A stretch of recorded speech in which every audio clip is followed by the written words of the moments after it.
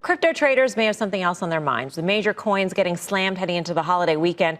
And given how Bitcoin is traded when the stock markets are closed, how should holders brace for more pain? Let's get some answers from Chartmaster Carter Worth of Cornerstone Macro. Carter, what are you seeing?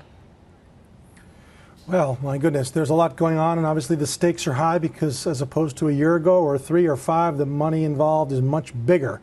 The risk here is that we are forming an important head and shoulders reversal formation. We're talking about an important drop. We hit highs on the mid-April point, April 14th, right? It was 64,870 or thereabouts, and we plunged 53% right to a trend line and hit the 30,000 level and bounced.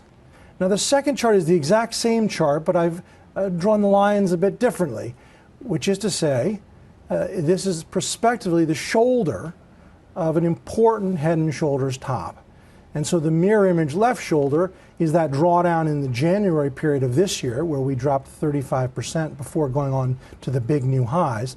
But here we are, and it's very symmetrical and starting to shape up that way.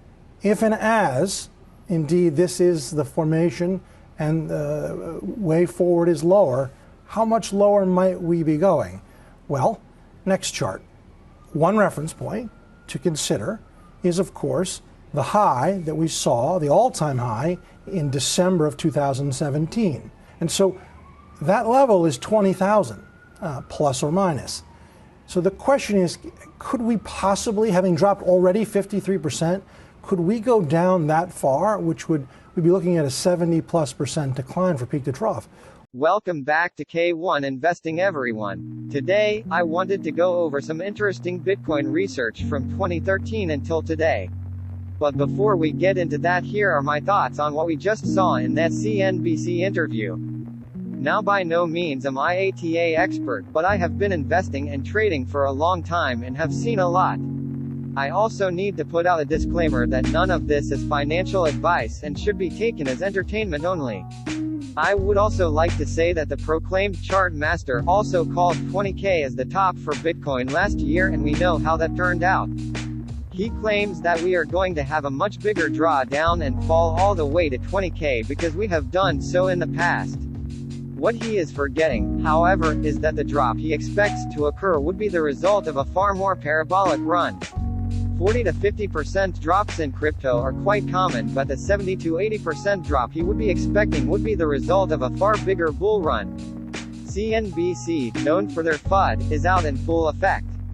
What they're not taking into account is the exponential adoption and institutional investments, which makes me wonder what their real motives are. But let's get to the main part of the video. Again, I'm no TA expert, but I wanted to see how the 2013 bull run compared to this one because so many people have been talking about it, and here is what I found.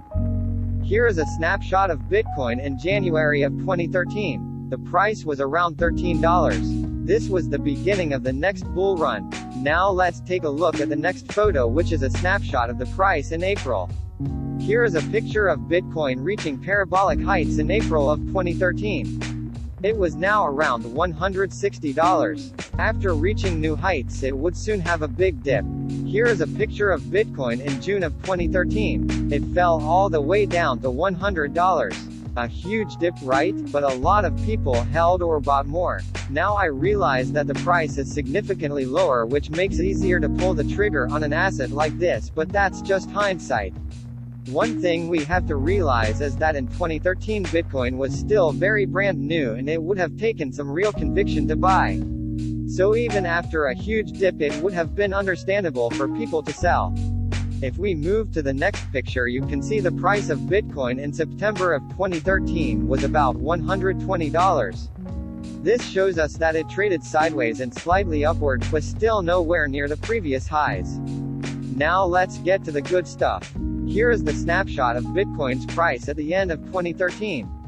Within a matter of a couple months, Bitcoin's price had gone up over 1,000% and peaked at around $1,200. Ignore the lines on the right, but here is a snapshot of Bitcoin's performance year to date. We started the year under $30,000 and also peaked in April at around $65,000 and then dropped over 55%. Just like 2013, and now it seems as though we are also trading sideways as well. Does this mean we are going to go up 1,000% at the end of the year just like 2013? Of course not. Well, who knows? The point is that no one knows, but you have to ask yourself if the fundamentals have changed. In my opinion, they have not. Here are my final thoughts. The only thing I've ever regretted is panic selling. Also think about the FUD, fear, uncertainty, doubt, that all magically comes out around the same time when nothing fundamental has changed, and then after the big dip a series of good news comes out.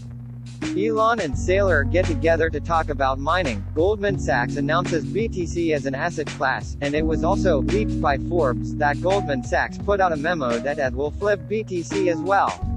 How I'm playing it, just hold. Like any other FUD this week, nothing fundamental has changed crypto, so I'm not stressing and just holding everything I own. With that being said, I do have money on the sideline and I'm waiting to buy the dip on Bitcoin and some other alts. Won't pull the trigger unless we see BTC sub 32K, ideally below 30. And if you are stressed, reaccess why you are in Bitcoin or any other crypto. Do you really understand the project?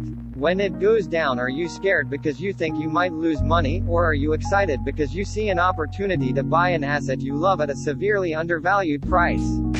In my opinion, that's the difference between the people that lose and win in any market. When dips come, the people that panic sell are the ones that have no idea why they bought in the first place and are the same people that will buy when the price doubles again. I wish all of you luck, and if I am wrong, I am willing to live with that. Just as bullish as I've ever been.